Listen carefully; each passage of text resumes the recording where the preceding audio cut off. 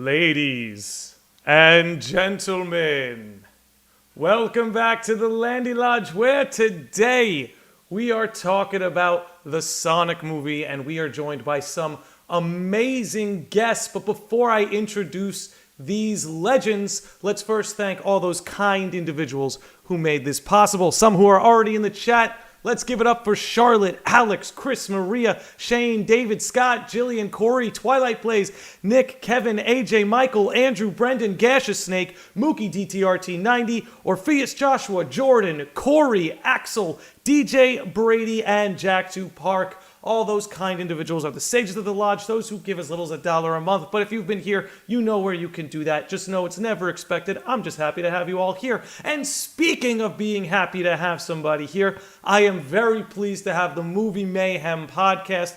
Guys, before we start talking about the little blue blur, how about you give everyone a little quick idea of who you are, where they can find you, and what it is you do? Well, what up, man? Thanks for having us on. Hey-o. Dude, my pleasure, dudes. So this is like our 15th time that we've all done each other's podcasts. If you total them all up, we might need more than a couple hands. Right, yeah. But we do we try to do movie reviews. Yeah, we end up doing a lot of movie reviews. We talk about movies. We don't really like to call us the movie reviewers because I don't think we're qualified not at all. to like properly critique or review a movie, but we like talking about the movies that we see, and we like seeing a lot of movies. And I think for a lot of people that makes us a little bit more grounded and relatable than your average movie, critic review. Yeah. But we're movie conversationalists. Yeah, we're movie enthusiasts. Yeah. And recently we also play a lot of D&D together with our friends, and so a lot of our D&D related conversations have been like easing their way into the podcast. Every now and then you'll find like a random like Dungeons and Dragons episode that we talk about, but we're primarily a movie podcast. On our social media, you'll see where Brian here is a master of poorly done Photoshop. Whoa. Yeah. I'm working with whatever free app I get, so I mean, keep come. And I really should tell you everything you need to know there. Right. You're working with the best free app money can't buy, you know. But I mean, and that's really the name of the game with us. Yeah. Hey, all right. I just fucking consistency and longevity are taking fucking gut punches. Well, I'll tell you, I'm really excited to have you guys on. I mean, every time we get together, I feel like we have a really good conversation. I do want to brace the audience. The last time the three of us talked about a Sonic movie was February 2020? Yeah, so I don't need to fill in the blanks of what happened shortly after that. But the three of us have always blamed ourselves. We said we should have never reviewed that movie. It was clearly the catalyst for everything that transpired. But I do have to say it was two things. It was not having enough masks and us doing that movie review. Yeah. That was it. I still, it always will live in infamy in my life as the last movie I saw before everything happened. Yeah. It had to be Sonic. This feels like almost vindication. This feels like a nice full circle moment to come back and do the sequel. I'm starting to feel like we might be on the other side. But if everything goes to shit again, you guys, everyone watching, you're free to blame us. It's clearly us not learning our lesson the first time. Yeah. But those warnings... Should they blame us or should they blame the Sonic people? Because they're the ones who keep on testing fate. Yeah. That's true. So honestly, I feel so relieved now. I feel like we could just blame Paramount Pictures for all the problems. Exactly. We didn't put the movie out. Yeah. That's true. Just being consumers. Exactly. We were just being good little customers. Yeah. Right. You know, it wasn't our fault. When the first draft of Sonic's Face came out, they had the option to can the whole movie. Right there, they should have known. They should have known. Only bad things are going to come from this, you know. But they put it out, and now look where we are. It's the one little snow. Hey, listen, it got a sequel. For a while there, it looked like nobody might get a sequel. But movie theaters seem to be back. We'll talk a little bit more broadly about that later in the podcast. But the reason why I'm having you guys on is because, look, I grew up a diehard Sonic fan. I'm here to give you the fanboy perspective. Now, you guys, as we discussed in our first podcast together, you guys have a history with Sonic the Hedgehog, no matter how small or big it might be. But you guys are, I feel like you're going to provide that more moviegoer overall perspective. Like, what does this look like through the eyes of someone who's not blinded by nostalgia? You know what I'm saying? Oh wow. I mean, I think that's true, but at the same time, I feel like you could only have a very light and casual familiarity with Sonic and still see the amount of heart that went into this movie, Yeah. and how much the people who made it really care. I think something like that translates very well to a general audience. And I guess my question would be, do you guys think that this is some kind of cultural shift where these production companies are going to start listening a little bit more to fan feedback? Because it's not like they changed the story in favor of anybody. They just changed the design. You know, it was something a little bit smaller. The audience wasn't asking for a rewrite of the script. They were just asking for a rewrite of some CGI elements. Do you think that this may push us towards an age, not necessarily where fan feedback controls a production, but where companies are starting to consider, like, Sonic could be a template. It's like if your audience has some feedback for you, if you listen to them, they're going to honor it enough to maybe give your movie a chance. I feel like we got multiple examples of that. I mean, not just Sonic with like the outcry of that, but also like, to whatever your opinion of it, the Snyder Cut was mostly a fan-driven thing, and luck have it to him, HBO Max was coming out and a pandemic was hitting at the same time. So they, like, Warner Brothers' hands were kind of like, all right, fuck it, here's $70 million, finish it up. I think it just depends. I think it depends on the product that they're coming out with. Mm-hmm. Like a lot of these IP-driven movies is open to that, I feel, extra hand of fans. If it's like Super Mario Brothers is going to get a fucking movie, mm-hmm. and if that... I mean, Chris Pratt is going to be Mario. I think we're all okay with it. Are we okay with it now, or are we still a little upset? I personally, I think an artist can make something like that tasteful. So I'll give it a chance. Do I have high hopes? Absolutely not. But somebody with a creative enough mind can make that fun. So Charlie Day's Luigi, like, we could have a good time with this. I feel like, that it has like that oddball kind of coupling that may work very well. And I know Chris Pratt he does enjoy doing kids movies, kind of like that, like, family friendly actor. Charlie Day, I don't know where that one came from, but sure. I ain't mad at it. Yeah, I ain't mad at it. But I think they would be a little bit more, and not like walking on eggshell and not tippy toe, but they'll be a little bit more conscious of like criticism, because it is such a huge product and Nintendo has such a bad taste in their mouth from the first Super Mario Brothers movie being critically, cultically known as a bad movie. It's not even like it didn't even achieve like bad cult status, It didn't get to cult status. It didn't get there at all. Like it's just that's the infamy. It's that because now people don't like it. Yeah, it didn't get there because they wiped it from everything. Like, it's so hard to get like a DVD copy, or that's you have true. to go to YouTube and get like a shit copy of it, and then you might get fucking sued. I'm not on YouTube a lot. I know you are. I don't know how their ins and outs work, but I feel like you're just gonna get sued every time you like. Nintendo's always watching. Let's just put it that way.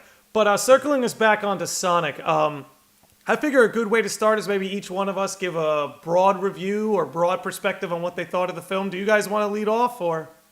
Sure. Yeah. You want to go first, Brian? It was too fucking long. Yeah. And it could have been 90 minutes, and it would have been all right. So, I thought I liked it. I thought it was it showed a lot of heart. I think the people that made it were clearly fans and put a lot of passion into it, and that showed. But at the same time, it is very much still a kids movie, and all the hangups that come with that are here. And like Brian said, it is too long. There are a few subplots that I think really could have been shaved down to make this a more palatable movie. I'd actually, believe it or not, as someone who really enjoyed the film, I'd actually agree with both of your takes. I don't think the new movie needed to be over 2 hours. Right. I don't think there was enough going on to necessarily warrant that. It could have been 15 minutes shorter, could have been 30 minutes shorter, and I think it would have been a neater packaged film. And that said, like you're saying, Matt, like there was a lot of heart in this film. Like for me, there was some Easter egg or wink in almost every single frame, down to the coffee shop being named Mean Bean, which is a reference to Dr. Robotnik's Mean Bean machine on Genesis, which was some puzzle game that almost nobody played except sickos like me. And they're winking at the sickos, and I always enjoy that. I will Don't say, you love it when a kids movie winks at sickos? That's great. it's great. Oh God! You know what? I've been waiting for when I get canceled, so I'll take it. Look, the Rotten Tomatoes, it's good. Like, it's very positive. It's a 68 critic and a 97 audience. So That's it's pretty obviously good. That is pretty good. I mean, again, I'll say this: I never buy into the context of like, oh, it's a kids movie, so you should be more forgiving necessarily. Anybody who loves Shrek could throw that logic out the window. Shrek is a kids movie, and it's goddamn near perfect. It's true. It's an immortal meme for a reason. So I think. Go ahead. Sorry, I hate to be the old guy in the room, but I grew up I was born in 1985, and we had like E.T., like Goonies, and all that shit, where kids movies are like classics, hyper violent and like insane if you think about it. But they're classics. But they're classics because they have a consistent story. And they don't treat the viewers like fucking idiots. They don't talk exactly. They don't talk down to the viewer, so that there are certain moments where somebody who's older or a parent can find something to enjoy. But I think one of the things that stood out to me is like I actually thought everything that was new in this movie was great. It almost seemed like a lot of the tropes from the first movie almost felt a little played out. Like, to put that broadly, I thought Tails and Knuckles were the highlight of the film, 100%. As someone who adores Jim Carrey, and I do love his take on Robotnik, most particularly in the first one, he felt a little played out this time. Like, the humor felt... He was my favorite CGI character, though. It was great. He was good. he was the best computer animated figure in that whole movie. Really hyper-realistic when you think about it. Really captures so essence. But I felt like that, and with Sonic too, which... Also with Sonic, a lot of my complaints about the character Sonic can be leveraged that this is a kid Sonic, this is a child Sonic. That said, there are certain things about the character that didn't quite sit right with me, but they most certainly did it justice and paid homage to the character's roots and its history. But I have to say, to me, Tails was like you look, okay, just to make my perspective a little clearer, you look at Sonic in this movie and you go, okay, this is a cinema adaptation of the character. This is a character that's been shaped for the cinema that takes a lot of inspiration from the games. Tails is like drag and drop. Like it's Tails. And it's the same voice actor too. I forgot, Colleen something. Colleen O'Shaughnessy, I think. There it is. Something along those lines. Same voice. Drag and drop. I loved every scene Tails was in. Perfect. Knuckles is another one where it's like, this is a little bit of a cinematically shaped Knuckles, but a lot of it does come from his source material. And I thought Idris Elba took that role pretty seriously, man. I don't know how you felt about that. Idris don't miss. You put Idris in there, he's gonna kill it. And he did that with Knuckles. I agree with you. Tails and Knuckles were whenever I played Sonic 2, I played with my older brother, so he was always Sonic and I was always Tails. So I always have a soft spot for Tails, and of course they nailed it. As like when Tails said they had two tails, everyone thought it was weird. Right. Oh, come on! Right. It melted my heart. What are you talking about? It was amazing. And then they do the combo fly move just right out of the game. Yeah, right out. Picking up Sonic and flying out of danger. He's driving around the tornado and everything. Come on. It's so they really nailed it all. And that like one thing I wish they would have played up a little more is that like him and like Eggman are like rival geniuses. And like eventually like in the games and shows, like their tech kind of goes to battle. I would have liked to see a little bit more of that, but that could always be saved for a future movie. Here's a question for you guys. What did you think of what I called the Rachel sub-arc? Oh.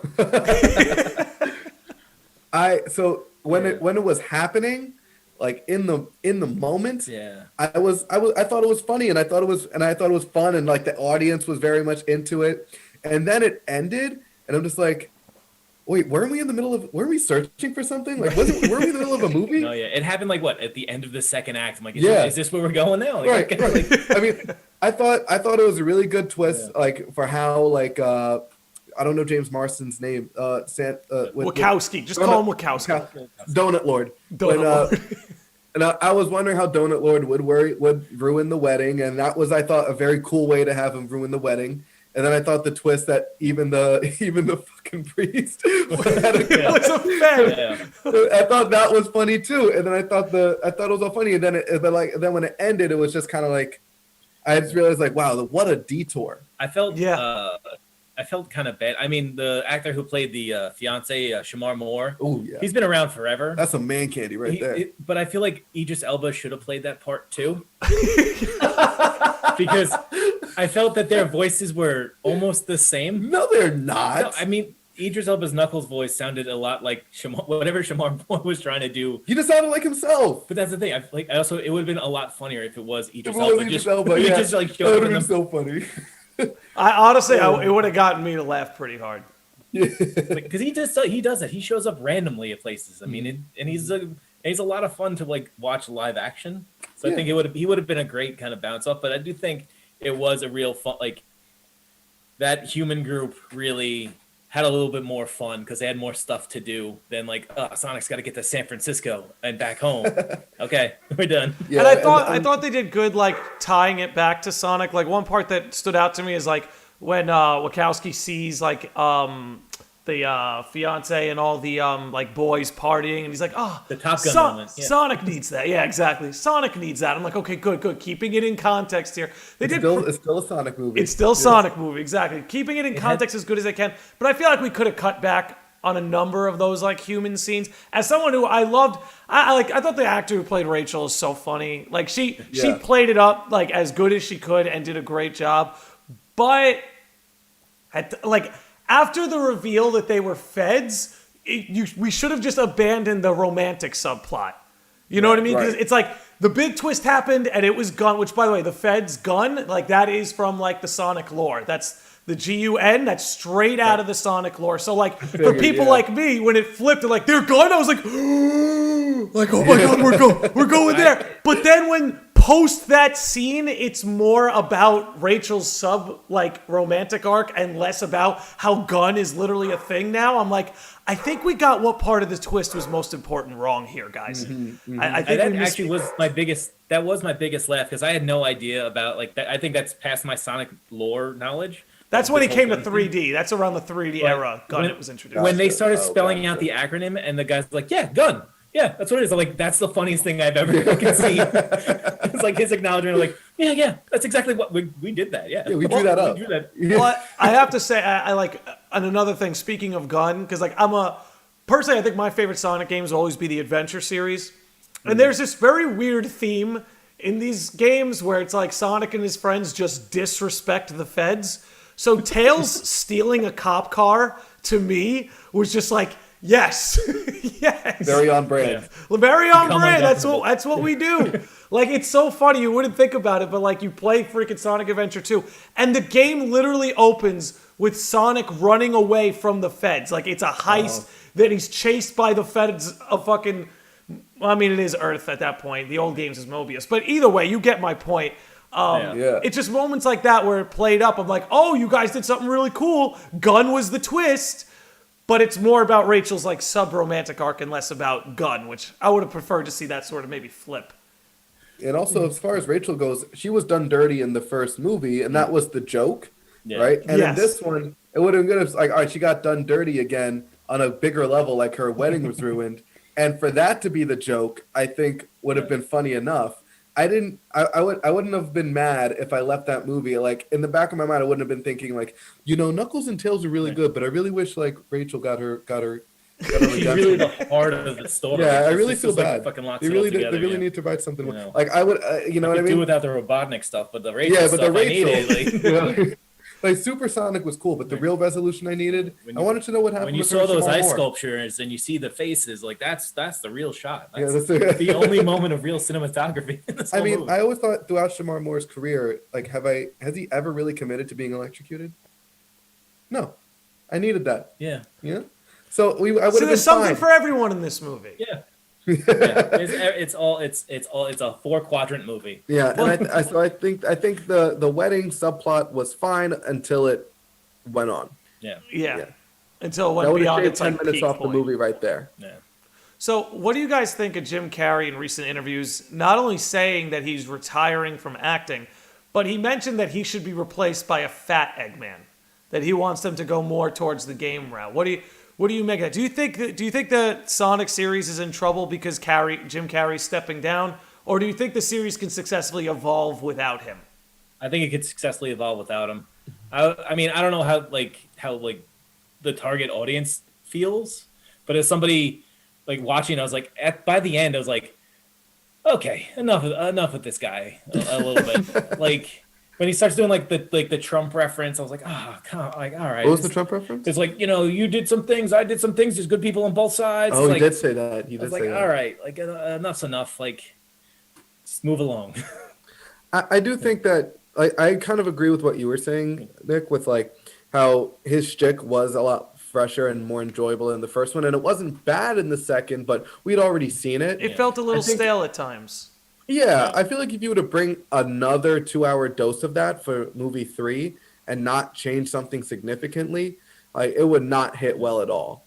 So and I think you have a good protagonist in Sonic, a decent protagonist in Sonic. He's there. Like he's not just a kid. He's like a kid with ADHD and like dissociative identity disorder. But if they went into that, we could have some fun. Most people don't know that, but that's episode 5 of Moon Knight, where he Sonic. So become Sonic, the Sonic suit, the Sonic Scarab. Ooh, but I think he's got enough going with Tails and Knuckles to kind of give balance to his character. And then with the introduction in the mid-credit scene, I think they're bringing in enough Sonic lore for it to kind of stand on its own at this point. I think if you do see more than 3 movies in this franchise, you could give Robotnik a break, and give whatever that mid-credit. I don't really know. Like I've said this before, if you go back to our episode or when you talk about it, also all of our episodes are available anywhere you get podcasts, and even on YouTube for Nick. That's right. Just any way you want to get. Just gonna go and drop that Movie Mayhem link in the chat for everybody. Oh, sick! Boom. There you go. But yeah, you. I don't know if there's like any other, like you could start doing different villains, and just kind of ease back on Robotnik to then if you want to do. Like, if you somehow then cross over Mario and Sonic and whatever Disney property, it's not, did I say Disney? Sorry, Nintendo property. Yeah, sorry. Sorry, it's a Nintendo property. You could then, like, in 5 years down the line, be like, who's the big bad? Yeah. Who's the Smash Bros. Big bad? Robotnik. He's the one who's bring him back to that. He's teleporting all these characters into fucking fighting tournament. I mean, shit. Who knows? You could work something like that. Yeah, and I think you could get an Altered Beast movie as they put in the fucking Sega title screen when they had the little hair. Oh yeah. Like, fucking Altered Beast, let's go. That was cool to see. I think you don't want it to become like Batman, where it's like it's always the Joker. Yeah. I don't know. I honestly don't. After like Sonic Adventure is when I kind of that's like the extent of my Sonic lore. So I'm not too familiar with how much of a rogues gallery he has. Outside of like literally the character named Rogue, but I don't know how many villains Sonic has outside of Robotnik. So I think that could be a limiting factor. I will say, so we could talk about the mid-credit scene. They showed us Shadow is coming. Yeah. But the problem, and here's the thing, if they were to move on from Robotnik, which they in theory could, the problem is Robotnik's uncle is the one who created Shadow. Like, there's the lore behind that. Shadow is actually older than Sonic. Shadow was made 50 years before the events of Sonic by Robotnik's uncle. Or maybe it was his grandfather. One or the other. Some older male figure, not his dad, basically created Shadow. Now you got to find who's older than Jim Carrey. But that's the thing, though. His grandfather or uncle never makes an appearance. He's dead by the time the events of the game happen. So I suppose they could move with something where maybe Robotnik is arrested or in jail. Okay, I see Maria in the chat says it was his grandfather. Okay, there we go. That's what they're there for. Fact checkers right on hand.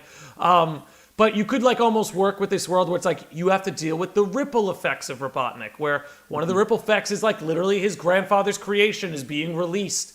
Maybe Gunn repossessed all his assets, and that was something that was lying in the basement. Maybe Gunn takes over and becomes like the enemy. Because the biggest other villain you could say in the Sonic series is probably Metal Sonic, who's another one of Robotnik's creations. So my dumbass thought the mid-credit was Metal Sonic until I saw Shadow. I'm like, I'd be hyped for either. Right. I'd be hyped for either if I'm being honest. They're both a lot of fun.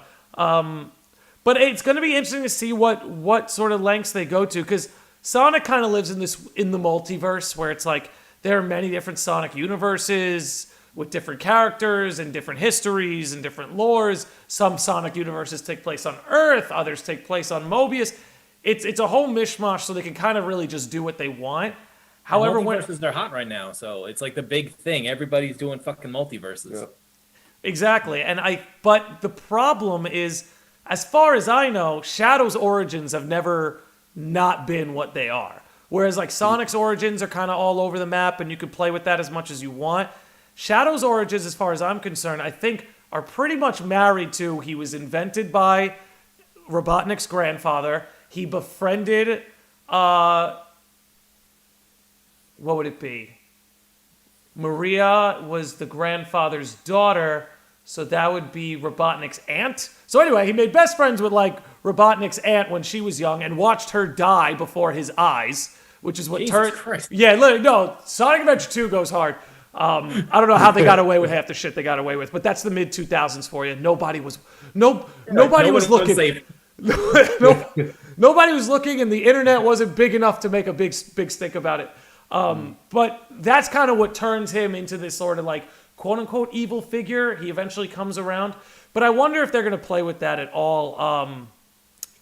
But who knows? I mean, like you guys are saying, multiverses are kind of the hot thing right now. Can you see Paramount working with other studios to sort of expand the Sonic verse and try to create some like video game verse the way Marvel and DC have created their comic verses? Do you think that's an inevitable circumstance? It depends on who owns it. So like Disney won't, because like it almost cost them like the new Spider-Man to rework a deal. So they won't really go out of their way to help anyone out. I doubt it. Sony is just a bunch of morons running around. They'll probably do anything. So if they have like if you look at any of their movies, it's just they're like, yeah, sure. If we could shove a Spider-Man in there, or whatever. But also, Sonic's not Spider-Man, as well. You know what I mean? They try to make him Spider-Man in the beginning, though, or Batman in the beginning. A little bit of Batman. They did Batman in the beginning. Blue Justice. I think Paramount. If Paramount has a partnership with Nintendo, then they have all like the rights to those characters. Yeah, so I think a Nintendo verse is maybe a little more. That's probably doable, yeah. But whether they have Sega get involved is a whole other story. Right. Yeah, and also again, like they needed to kind of like the Marvel Cinematic Universe works because Iron Man, struck gold. Yeah. You know what I mean? And then they were able to build up, and then they were able to build up to Avengers. Like Sonic did well, and Sonic 2 is doing well. Right. I don't know if it's well enough to try to build a universe around it. I don't know if they're there yet. They may because a lot of like I think if Mario does well, then you can bring Sonic in, because we are in a post-apocalyptic cinematic universe where everybody except Marvel has tried to make their cinematic universe work, and it's failed miserably. Failed every time. So Sonic's failed. Monsterverse, Amazing Spider-Man verse failed. Sesame Street universe failed. The Sesame verse. Yeah, Sesame verse. Sesame seeds. They couldn't plant them. They couldn't plant the Sesame seeds because they're not real seeds. No. But even the DC universe is DC universe is a fucking shit show. Yeah. So now they're gonna implode it once the merger with Warner Media and Discovery goes through. Mm-hmm. They're gonna like now be more, I think, individual story focused. So like more like the Batmans and Joker and other things instead of DC extended universe. But I'd like to see Mario do well, and then maybe they make a Zelda movie, or they make like a. Here's where my worry is. I'm not sure a lot of those Nintendo properties transfer to a cinematic experience very well. I mean, we saw them struggle with Mario once, and now we're seeing this world where like they clearly weren't confident enough in making a film that's like just the Mario characters, just the Mario voices, just that. They felt like they needed to ride Hollywood's curtails, and that's why they brought in all this superstar cast. So they don't seem confident that they can make your typical Mario experience into a movie. And, one thing that's going to make the Zelda cinematic experience tough, which I'm not saying it can't be done, but the problem is you have a protagonist who doesn't talk. And you have a protagonist who's named Link because he's supposed to be the link between the player and the game. So, in my opinion, if you were to do a Zelda movie, it would have to be a POV. That would never work. That's what I'm saying. Worked. I just don't see it working. And like whoever his companion is would have to be doing all the talking. Where Sonic is pretty unique is like it actually kind of does lend itself to a cinematic experience pretty well because that's how a lot of those 3D games were structured. I don't think I think it's more of a credit to Sonic, to the movie than anything that they did manage to make a decent movie out of a video game. Because when's the last the good video game movies? Detective Pikachu. That's true. There you go. To me, Tomb Raider was okay. New Tomb Raider was okay. But after that, it's just OG been like Tomb Raider's pretty good too. Like the old one, the first one with Joe Lee back in the 90s is not bad. Yeah, it's just been like a mass burial of just terrible movies because they all try to they try to just staple like a video game cover on top of it like a tired format like Uncharted. Yeah, like it's an Indiana Jones movie, but we're just gonna replace Indiana Jones with Nathan Drake. And then replace Nathan Drake with Tom Holland. But we're not gonna make anything. What's special about Nathan Drake besides he's a mass murderer? Like that's it. Like he lives. Nothing. Yeah. He lives. It's it. But yeah, so I think it's more of an exception than like Sonic is exceptional in that they made a decent movie out of it. Mario is, less, like you said, the games are less story driven than Sonic was. Yeah. So Sonic has much more lore in his back pocket that as opposed to Mario, whose first few games are Bowser stealing the princess. You know what I mean? Run right to left, up and down. You're good to go. Good to go. And then I agree that with what you're saying about Zelda, I think those are very valid points too. So it's a much more of an uphill climb because you're already dealing with something, the video game movie, which has been plagued and failed multiple times. But then so were comic book movies until they weren't. Very true. It's a great point. That's a great point. It takes like one dedicated filmmaker and a very patient studio to like. And to your point with the character that doesn't speak, the Bumblebee movie, like the Transformer Bumblebee movie. Mm-hmm. I know the character like kind of clipped through like radio to get songs, but he doesn't have any active dialogue after the first 10 minutes. But Bumblebee also had a reason not to speak, and he had Haley Steinfeld to back him up. Link is going to be. What's Link's reason to not speak? I mean, you give a 2-minute thing. It's like, oh, you took a vow of silence or whatever. Oh, he's dumb. He's dumb. No, I'm kidding. Is that I don't know the story.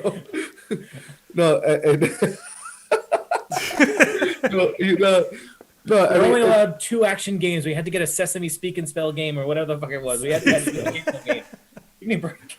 No, so yeah, it'd be tough. It'd be tough to get a universe out, but I'd really like to see that. Yeah, me too. Imagine to build to a Super Smash Bros. That's like I've seen crazier things. I don't know if you're much into pro wrestling at all, but right now in the past couple years, we've seen if you're into pro wrestling, there's so many things have happened in the industry of pro wrestling. I have like a baseline following. Like I know about the explosion of things like AEW in the last few years, and like didn't Jericho go over to AEW and sort of like splash things like that? Yeah. At this point, or I'd say like once a month, we're seeing something that for the past 20 years, nobody you would never think you'd see. So what's the reason for all this? What is the reason that all these sort of entertainment mediums, whether it be pro wrestling or the movies, are starting to do things that were only imaginable 10, 20 years ago, right? Like what is it about today that's making all these things so much easier to produce? I think it's the streaming services. I honestly like it because you could collect certain things and be like, okay, well we could all make money if we. Like it sounds weird, but like with the pro wrestling thing, the guy who owns AEW bought another wrestling company, and now they're working with another gigantic wrestling company to put out a huge pay-per-view in June. But they're also making a deal with Warner Media, so they're gonna be on HBO Max or Discovery streaming services. So now that their product can be seen by more people than just like their like that Venn diagram of people is now expanding instead of like, like if you have HBO Max and you're just scrolling through and you're like, oh, this looks kind of interesting. You now then watch this, like if you see Chris Jericho and who's another big name, like Chris Jericho and like the Hardy Boys AEW, you're like, oh, I know those guys on HBO Max. You're like, I'll click on that. And then All right, so I guess I see I what you're think saying. another So thing like, on in a the, yeah. go ahead. No, you go ahead. You go ahead. I was gonna, on a macro sense, one thing that I think the wrestling analogy and movies have in common is that there's been one big person in power for so long. Like for wrestling, it's WWE, and for movies, let's say Marvel, right? So Or you say for Disney, wrestling- like Disney. or Disney, let's say Disney. Disney, right? Yeah. So you have the WWE, who's been the number one source of wrestling content for the past 20, 30 years. And the issue with that is that they've become very, I guess corporate is a bit too minimalist, but they've become very much a business, and they're very much in like trying to appease their shareholders, and they become formulaic in that way because they're going off of focus like groups, and like this is what's shown to make money, and it's no longer about the wrestling, right? And I think Disney is the same way, where they have all these properties and they're churning out content, and it's a lot of it is enjoyable, but a lot of it is also like, okay, well, like the Book of Boba Fett. Right. Like, did we need the Book of Boba Fett? Were the fans clamoring for the Book of Boba Fett? Or did they see that the Mandalorian did well? And like, okay, people like bounty hunters and Let's big replicate helmets. it. Yeah. So they're replicating. They're trying to just take our more properties and mold them into something that has been proven to be successful, and it's no longer about the source material. And what that does is that opens up the avenue for people who are still passionate about that content to approach it from an angle and to fill in the gaps that the formulaic approach that these big companies have adapted to, or have like kind of cornered themselves into. They're able to now start coming in and try to fill those gaps. Like DC, the movies that are successful are the ones like the Suicide Squad or the Peacemaker show or the Batman, the movies that divert strongly from like the Marvel like formula, the Disney formula, and fill the role of like, okay, well, we want to see superheroes that are very bloody and that curse a lot, and that are like borderline bad people. Right. And those movies have been doing very well. Or we want to see a superhero that is more grounded, but we want to see Batman be an actual detective, instead of somebody who just beats people up. Right. And so the Batman finds success that way. And I think, and that's kind of how it's been with. You know what I think? I was gonna say, you know what I think all that has in common, and this is exactly like what the Sonic movie conversation is about. I feel like so much of it is honor the source material, right? Yeah. Like that's the thing. As much as we all love the Dark Knight trilogy, Lord knows I do. But if you read some Batman comics, you'll see Bruce Wayne is very different in those movies than he is in the comic. Yeah. It's the approach they took with the Pattinson movie, like making him such a grounded detective. That's what all those graphic novels look like. That's what all those graphic novels feel like. And I think both are good examples of how to divert from your source material and honor it, like the Dark Knight trilogy did, and like double down on your source material the way the Batman did. To me, that's the whole conversation with the whole Sonic movie, right? Because it seemed like in the first movie, when they put that design out and he looked like a blue rat, that was them going, how do we fix Sonic for the cinema? How do we shape him for the cinema? They showed that and they were like, what are you doing? You have decades of Sonic art, and it doesn't look like any of it. Make it look like the 20 plus years of Sonic art. And then they did, and people were like, oh, thank you. One ticket, please. Everybody showed up. And same thing with the Sonic. To me, it seemed to me like the original vision, I could be wrong, but the original vision for these films was supposed to be Sonic in the real world. Like that was the original vision. And when they saw that's not what people wanted, they're like, okay, it's now going to be Sonic and Friends. Because the first movie seemed like they really wanted to balance it between like the Wachowski arc and the Sonic arc, make it a story of human and hedgehog, where in this one they were like, all right, we're going to send the humans to Hawaii. Sorry. Was story of human and hedgehog a little much for you there? A tale as old as time. A tale of human and hedgehog. But like literally in the first like 20 minutes of the film, we just shipped the humans off to Hawaii. Like, all right, get them out of the way. Let the Sonic and the furry friends get in the mix. Yeah. And I feel like that's so much more what they're doubling down on now. And that's why fans are so happy. Because again, don't get me wrong, the Rachel stuff was fun. The guy, James Marsden's good, I guess, but like the things that like lit up the fan base was like Tails and Knuckles. And for a lot of people, even Sonic. So I think, you guys made a lot of good points. One, like Brian, like on your end, talking about how the streaming services create like a whole new exposure path for profit, right? So like now Paramount doesn't just get to put this into the theater. Now it's going to be on Paramount Plus in a few months. Yep. And everybody who clicks on that, there's a little bit of change for Paramount in that for them.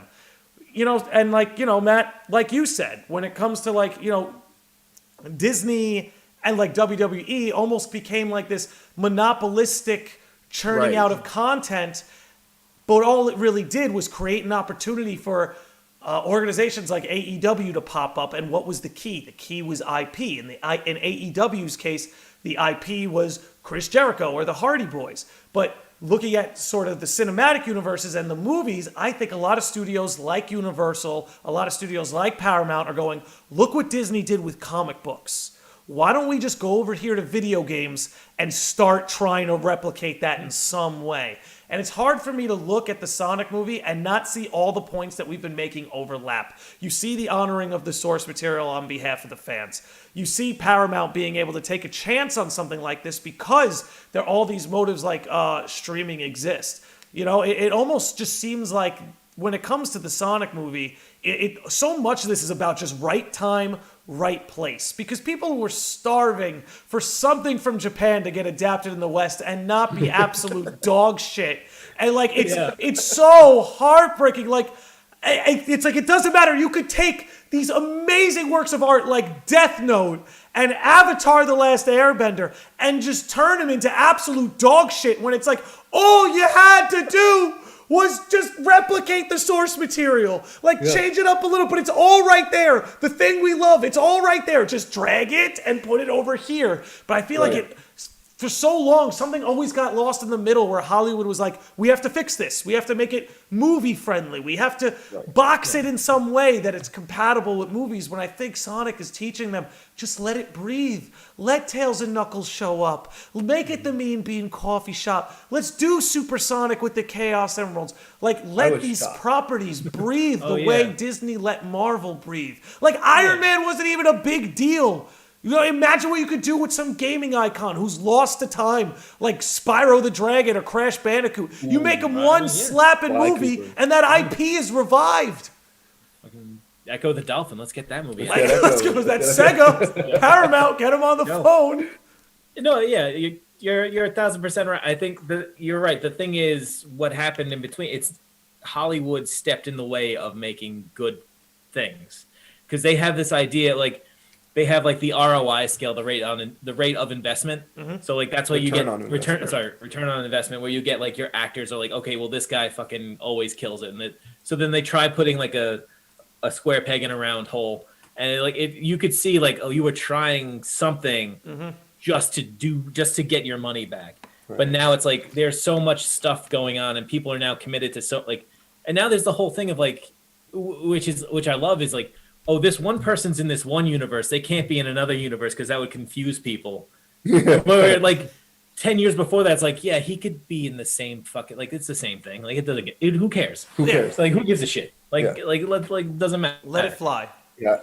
Yeah. I'll also say that, you know, it's not I wouldn't say that Sonic is completely, you know, throwing away the book on making a Hollywood movie. Scorsese slapped his knees like they did it. They broke the code. Right, exactly. They're still following a lot of the Hollywood tropes, you know, conventions. Yeah, like you were saying before, Knuckles is Drax. Yeah, you know, I thought this Sonic 2 was the best 2014 movie I've ever seen. Yeah, like it has a laser beam in the sky. It has Infinity Stones. It has your quips and all that shit, but yeah, it will work because it's also like soaked in Sonic lore. Yeah, where they don't treat it like trash. Right. I don't want to say that, you know, you have to completely diverge from what's been successful in Hollywood, because a lot of what you're saying is like, look, just take this and put it here, you know, like even taking this and putting it here, you know, it doesn't always. You can't 100% do that. Well, like we talked about with Mario and Link and Zelda, like that's a case where you can't do that. Right. Yeah. So some concessions have to be made. What about a Mad Max Fury Road style Legends of Zelda movie? Max didn't speak a lot. Give it 30 years. He already saved Zelda, and the movie like, and it's them going home. It's going home. And so Zelda talks, and it's Zelda's arc. Yeah. And Link's just there to I mean, that's what, honestly, like, not exactly what you guys are saying, but that just quipped me. Like, you could do it from Zelda's perspective. Like, actually make it Zelda's story as opposed to following Link. I mean, I suppose that's one way you could do it. Yeah. I mean, give her a little bit more agency. That would make, What about all this time at the end of the movie, you find out Link was Zelda this whole time, and people be like, finally, I've been saying this shit. I've been calling him Zelda the whole time. It's just a projection, I'll also say, it's completely unrelated to what you were saying, but I guess not entirely unrelated, is that for me, I kind of feel like with the Sonic franchise, they're not trying to, I feel like, say take Amazing Spider-Man 2. Amazing Spider-Man 2, the entire movie was trying to build this Spider-Verse, right? Trying to set up Sinister Six, trying to set up the hopefully get the symbiote in, trying to do this, trying to do that, trying to get Peter's Shield parents in there, all that shit, right?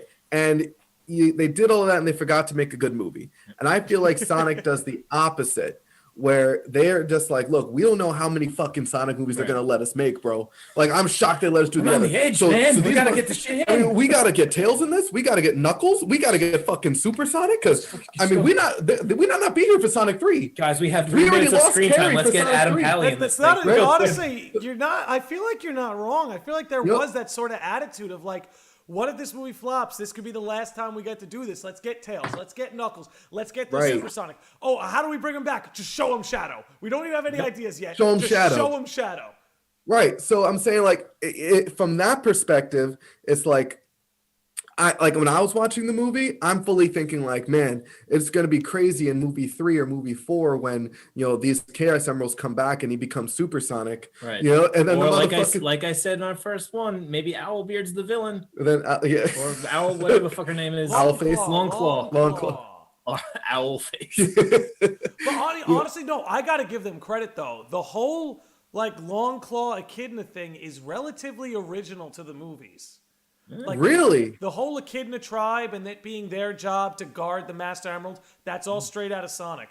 And now we know in canon that all those Echidnas died, so Owlface fucking murdered all of them. Yeah. Oh, she if fucked not them up. her, then her tribe. And I kind of like that sort of moral gray thing they painted where it's who knows who's right, the Echidnas or the owls? But what you do know is these tribes have been literally killing each other over this thing forever. I thought little things like you were saying, Matt, where you have to kind of shape it into, make way for some changes, make way for some conveniences. I think that's a good example of how you could take something and kind of make it your own a little bit, Right. Because Sonic's origins are always either very fuzzy or very different, whether you're watching the old TV show from the 90s, or it's the 2D Sonic games, or it's the 3D Sonic games, or it's the Sonic Boom cartoon from the 2010s. They always Sonic do X sort of play with it. Or is X. very, very popular. So I work with kids. Yeah. And we have TVs in our office, and kids, when I'm scrolling through Netflix, they'll stop me at Sonic X. They don't stop at the Fast and Furious cartoon? So no, they always scroll past it. They're not family then. They'll stop me. They're not family. They're not family. They'll stop me for the Jurassic Park cartoon, never the Fast and Furious. But many kids stop me and be like, "Oh, play Sonic while you fuck my teeth out." So I think you now need to give context of what you do for a living. If you're going to say kids say "fuck my teeth out," so please. I'm a pediatric dentist. Okay. He just goes around punching kids in the teeth while they watch Sonic X. Yeah. Honestly, I'm gonna leave that one alone. Thank you. Appreciate that. So Sonic is still, even the fucking Sonic and Mario at the Olympics, games that we think are silly, stupid games. Kids do play those games. Oh yeah. Kids play Sonic on their tablet that they spend too much time on. Kids watch Sonic Hard Bodies. So it's not like it's just a movie for us. Kids are still involved in this franchise, and I think that's also a big. Go ahead. there is no Sonic property called Sonic Hard Body. It's a New York turn of phrase. Oh, right. If anyone's not from New York, hard body means super serious. Okay, it's not like they're watching some like really. No, you shit. haven't seen Sonic Dead Ass. No. You haven't seen Dead Ass? I didn't see it. It was too brick out. It was too brick out. He drops the red shoes, puts on Tim's, and a backwards and then he just stomps on people. Like, is this pizza? You call this super pizza? Stomps, yeah. But and he fuck. He runs back and forth from New York, like, taste this. Yeah. He just runs. Yeah. But no, I think so. I think Sonic is a bit more unique. Like it'd be harder for Zelda because kids are still watching Sonic. Kids are still gonna like. My audience was mostly kids when I saw the movie. How about you? Mostly kids. No, it was mostly grown men. No, I saw it at like 2:00 in the afternoon, and the whole place was packed with like kids. Yeah, and like their parents were just like checked out. Zelda's not getting that. No, no, because Zelda does generate towards an older audience too. But I was gonna say Sega is so fucking lucky that children give a shit about this character. Because they've done almost nothing the last 15 years to warrant interest for anybody. Now, there have been some decent things here or there. There's a new video game coming out that looks very promising. But I'm hoping that this is like a turning point for Sonic the Hedgehog. Because if for anyone who's not old enough to remember, but like you guys remember when we were coming up, it was Sonic and Mario. Like those were the images of who were the kings of gaming, who were the icons of gaming. And it was always Sonic and Mario. And Mario's putting out his best experiences ever, while Sonic has just been fumbling since about 2006. Just fumble. You get a touchdown here or there, but after every touchdown's another interception. Did they ever make a Sonic football? I feel like that would be helpful. At this point, they might as well. At this point, they might as well even try it. We are coming up on an hour, and at that point, I want to read through some of the questions and comments through the chat, and people are welcome to put more of those through there. But before we get to that, I don't know if you guys had anything else you wanted to mention about the movie before we move forward. No, I want to hear from the chat. Yeah. Who are these fucking guys? They probably showed up and were like, this isn't Kingdom Hearts. What's going on? What's going on? Kingdom Hearts 4 was announced 2 weeks ago, and we're moving on already? What is this? But I will say the last thing I'll say at least before we get, visit a few of these messages is, like, the soundtrack was an embarrassment. I'm going to say that. I really enjoyed this movie, but the soundtrack was an embarrassment. What do you think of the dance battle? What do you think of the dance battle? Okay, no, hold on. One of the funniest scenes in the movie. 2014. Yeah. One of the funniest scenes in that movie was the scene in that bar. But the second Bruno Mars started, you could just hear, at least in my row, people just went, oh. We were having fun. There were guys with knives, and people were it was just, we were having fun. And then they just went into a dance number, which is okay, listen, that's not Sonic. We didn't need to do that. We could have cut that from the film and made it a few minutes shorter. So just saying, in a series that has incredible music, and the fact we didn't get one Crush 40 song, we didn't get one song from the original score. All we got was literal just Bruno Mars and anything that Paramount or Warner Brothers owns. Back in 2014, we wouldn't be having this problem. When did Uptown Funk even come out? I think 2016. What an old song to use. It just didn't. It just didn't click. All right. Remember that one year where every trailer had Uptown Funk in it? Every trailer started with Uptown Funk. I'm in now. The serial killer that haunts the street. Dum, dum, dum. Yeah, and also and just. Honestly, I don't mind the idea of a dance battle. Yeah, 2014, I was right. The song's literally from 2014. Yep, those kids can now. It really is a 2014 Sonic. movie. Yeah, but and it's also just if you're gonna do a dance battle, pick a better song. But also that's one of those an example of those Hollywood concessions. Yeah, kids movies have dance battles in them. And Despicable Me 2 had a dance battle, and so Jim Carrey did the floss, which hasn't been cool in it wasn't cool when Sonic did it in Sonic 1. Right. I cringed when Sonic did it in Sonic 1. And he's just and so they had Jim Carrey, you're a dentist, and you endorse flossing. That's not the type of flossing I endorse. Twice a week. That's not what I'm talking. Even if I were to make that joke to a kid, he wouldn't like it. No, he wouldn't like it. think I just lost Nick a whole bunch of fucking sponsors. We're good. Trust me, we're good. We don't want him here. Anyway, so Danny Ambrose over on Twitch says they need to just make a Chow Garden movie. Good game, easy. Anybody familiar? Matt, you're gonna have to show him a Chow. You're gonna have to show him a Chow. But I mean, if they just have Chows in the next movie, even just a little homage to them would make me happy. Chow are like these little pixie guys. Oh, in they're like cute. some of the Sonic games. Yeah. You know, and see if Sony Animation did this movie, that would be fucking from day one. Oh yeah, it's that Sony fucking minions and all that shit. They fucking know how to. They're smart. They're smart. Axel Vega over on YouTube says, I mean, the fact that they redesigned him entirely shows how much they cared. Which but then it shows how much they were like worried about losing a ton of money. Yeah, because if they cared, how did they let that first design come through in the first place? Right. That's like, yo, I'm really into. Yo, I'm gonna be honest with you. Hashtag Nick. Sonic Truther. Right, I'm gonna be honest Sonic with you. Truther. OG Sonic looked like had your face. Like you as a hedgehog. That was the first Sonic they made. Put a blue filter on, man. Yes. Good. and that's not that's a compliment to you, honestly. I'm taking it. You're a face made for the movies. If I'm trying to make a Sonic movie, right, and I want this thing to be truth to the source, and I only have 3 decades worth of Sonic material during which he's mostly stayed the same, am I gonna put Nick Landy's face on it? I mean, get that Kingdom Hearts money. That's true. We have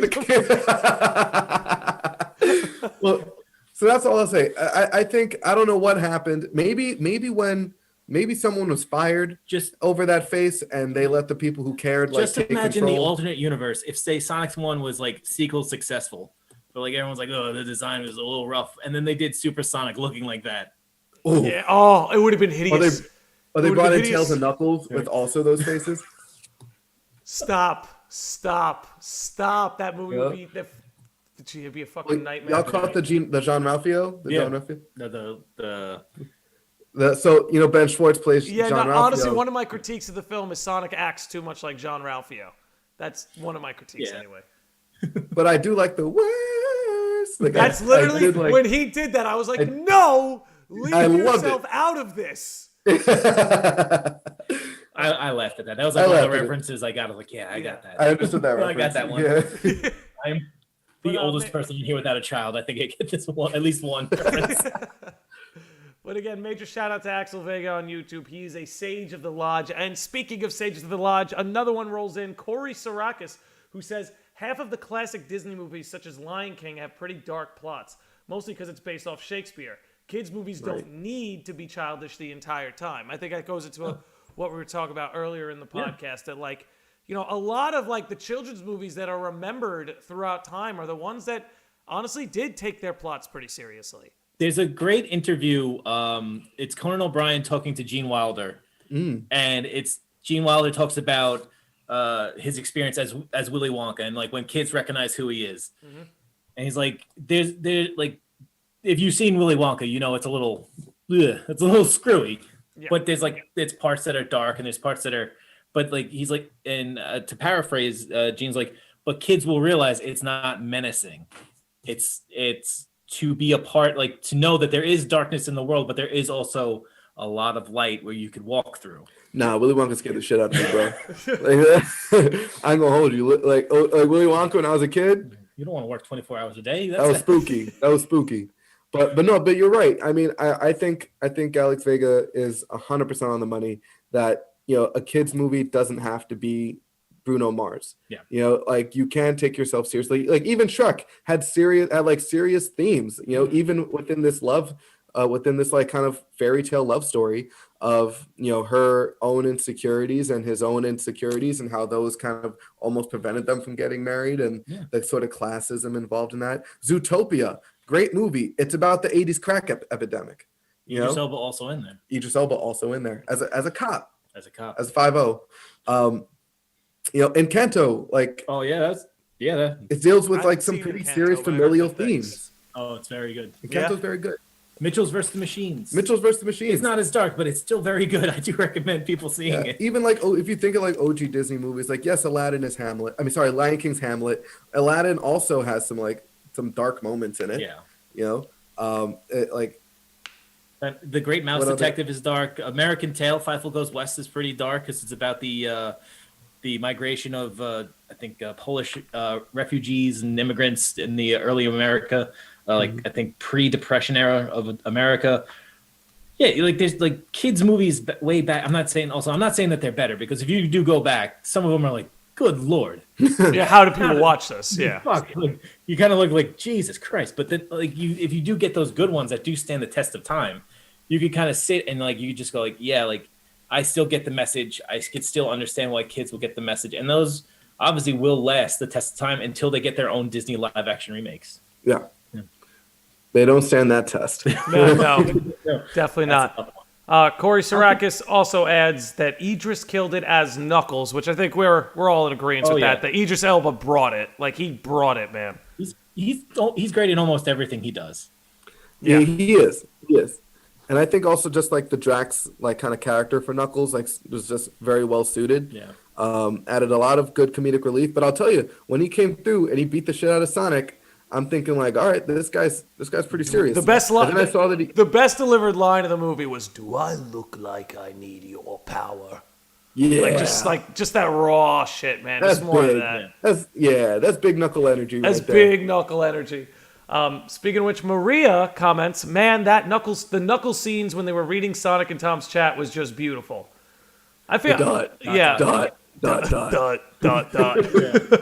I thought like, one of the most underplayed moments was when he was like hanging on the cliff and he's like thinking Robotnik's gonna turn on him. He's like, "Oh, you can't, these little things can't destroy." Oh, they're stairs. Like, that blew by people so fast. Yeah. But like, this is pretty fucking funny too. Like, Yep. There were a lot of funny lines. One line that had Charlotte and I in stitches was actually Jim Carrey, right as he's going to like turn on Knuckles. And he's like, "You're about as useful to me as a backstage pass to Limp Bizkit." Yeah. And it was just like, that line was not for the kids. That line was for us. Like, that just killed me. Everybody's red Yankee hat turned right around and like, no, it's over now. He had a lot of good lines, a lot of good little word plays that I don't. Yeah. I'd say for every time their humor made me cringe, it made me laugh twice. Yeah. Yeah, I felt they got the best of like Jim Carrey's 4 days on set, and I think they really did a good job. Yeah. I'm so glad they brought Stone back. Stone with that, honestly, the whole Mean Bean, him holding up in the coffee shop, amazing. Corey Sarakis again, Sage of the Lodge chimes in. "I thought I read the director said they won't replace Jim Carrey, but they'll just have him be arrested or disappear." I think it depends how long it goes. I think they could last a couple more films, but they're eventually going to need to bring him back in. And when they do, maybe he goes to jail and he gets fat in jail. And then he comes out, and now he's Fat Robotnik, and he's played by Jack Black, and everybody's happy. And then Maria comments, "I think it's going to be The Rock who will replace Eggman, and he'll fail immediately." The Rock. Did you ever see the SNL bit of the evil scientist with The Rock? I think so. Yeah. Where it's like all these like comically evil scientists, like, "Oh, I created a freeze ray. I created this." He's like, "Well, I created a robot that molests children." Yeah. And they're like, "Jesus Christ!" Like, you said, evil scientist. Yeah. Like, "Oh, I have this little ray that it gives people cancer." Right. It's like, "Well, Jesus, what are you doing?" It's like, "No, you said be evil." You said be evil, yeah. That'd be a really funny thing if like The Rock becomes Robotnik and like he like just immediately foregoes all like the overcomplication and the cartoonish evil, and then just murders people. It has to go Austin Powers 3 with it, where it opens up on like a fake movie and The Rock is playing Robotnik in the fake movie. Oh yeah. And then it pans out and then you see like it's Jim Carrey doing a zoom from prison.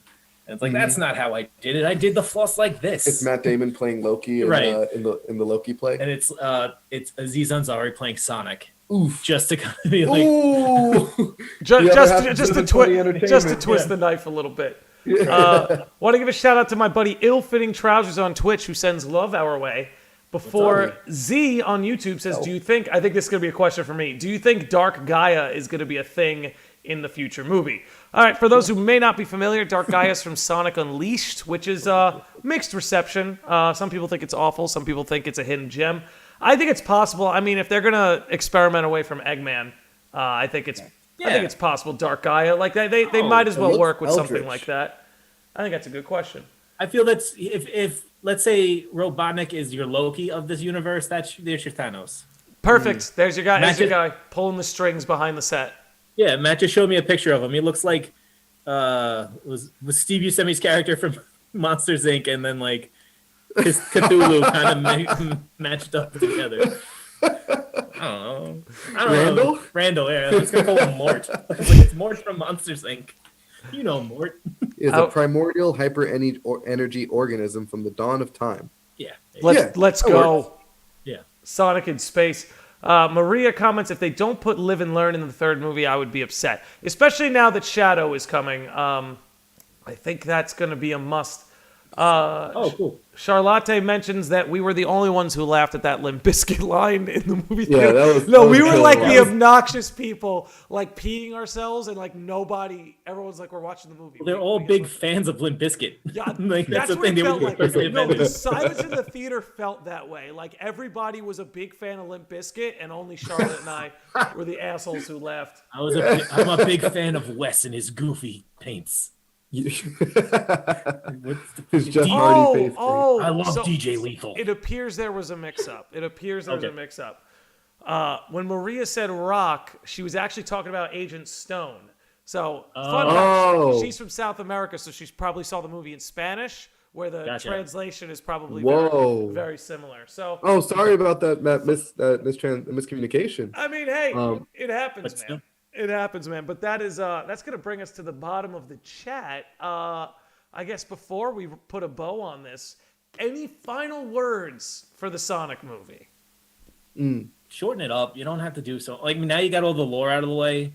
Now you just have fun with it. I think these movies should not be more than like 100 minutes.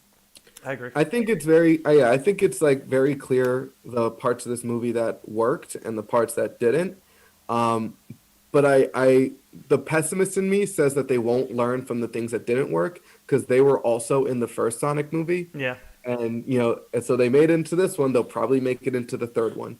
But I think as long as they keep including things from the Sonic franchise, like Shadow, like Metal Sonic, like things that, the fan base can still connect to and